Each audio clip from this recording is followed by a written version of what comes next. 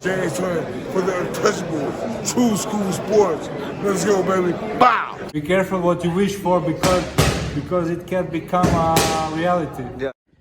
The untouchable true school sports empire. And y'all know the rest, man. Now listen, this is my official Chris Eubank Jr. versus Conor Benn post-fight review, and your official result of the fight is Chris Eubank Jr. upholding and maintaining the Eubank name, and he gets the UD over Conor Benn in what, I would say it was a cool fight. It was a solid fight. I don't think this fight was fight of the year. I see people like going crazy over the fight. I thought there was good exchanges, but I didn't view this as like a great action fight, because my opinion, I think for the most great action fights normally have knockdowns. They normally have, guys that actually know how to punch within range or in close quarters.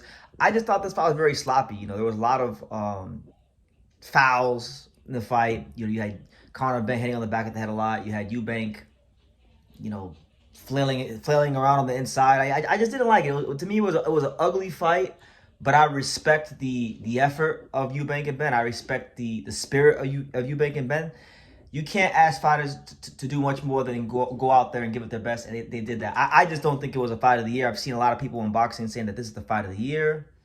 I'll tell you guys this. I know I'm the Japanese boxing guy, but this fight was not even remotely close to what we saw back in March between Kenshiro and Seigo Yukui. That was the best fight of the year, hands down. It was a more vicious fight. It was a more hellacious fight, and it was a better technical fight. It was better everywhere around the board. But shout out to them.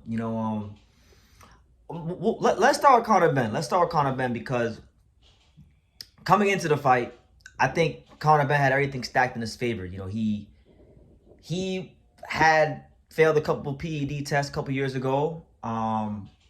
They were sucking down Eubank Jr. in weight. Like he was weight drained. We all knew that coming into the fight.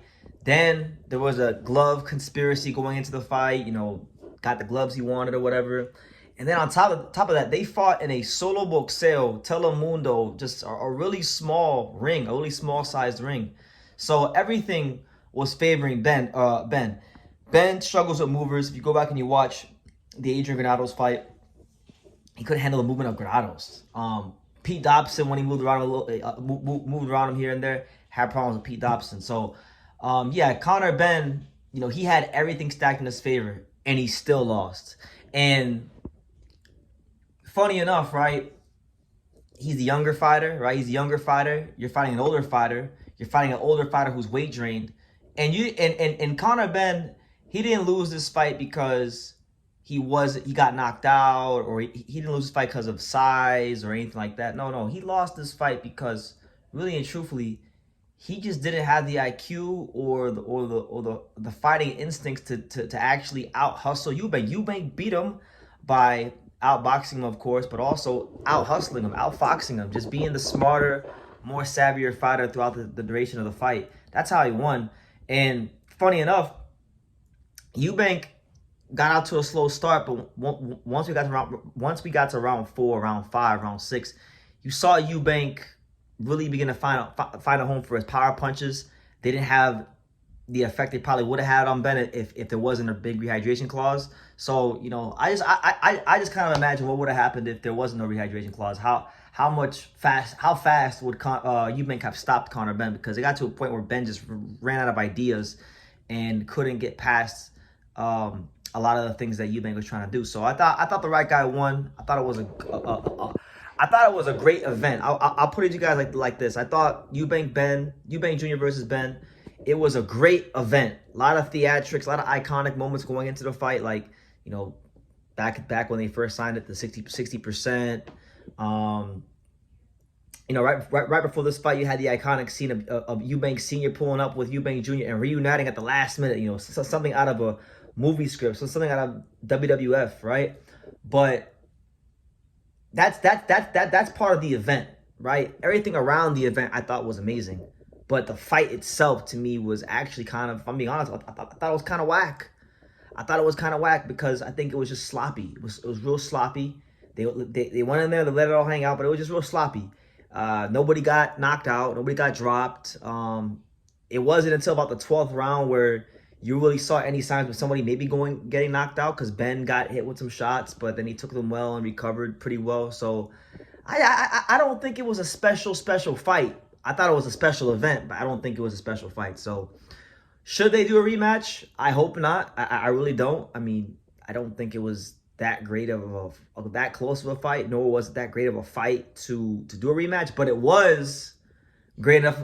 It was great enough of an event, and I know commercially it moved a needle enough for them to consider that. So it wouldn't shock me if they do a rematch.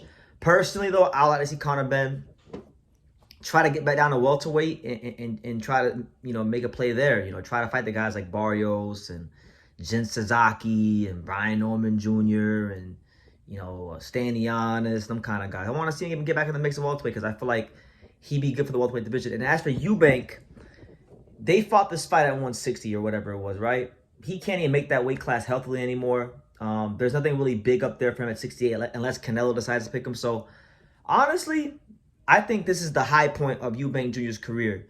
It's not going to get any better for him, even if he wins a world title. Like, even if Eubank right now were to knock out Johnny Beck, I don't think it would get better for him, because really and truthfully, okay, like, Johnny Beck's a really good fighter, and he's probably the best middleweight in the world right now. But, Johnny Beck is not a big name. Like, nobody outside of the hardcore boxing community knows who the hell he is.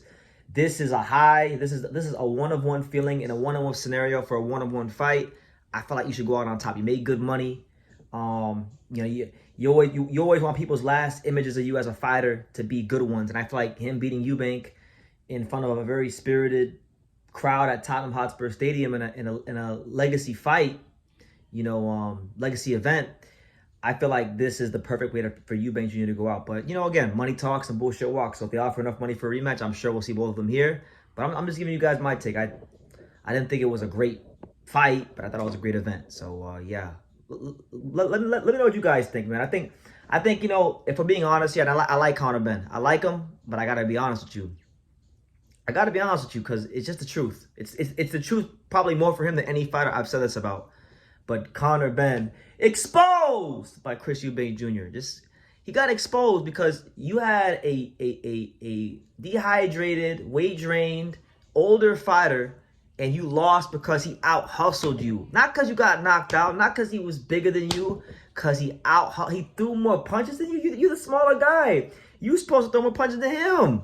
And that to me, as a smaller fighter, in this scenario, that is inexcusable. And that to me shows a lack of know-how, a lack of IQ, and he's gonna have to go back to the drawing board and make some adjustments. And best wishes to him. But yeah, he got exposed. So let me know what you guys see in the comments down below. Make sure you guys take the time to subscribe. And like I say in every single one of these videos, you could love me or you could hate me, but I'm just a kid from Dania. So until next time, take care, guys.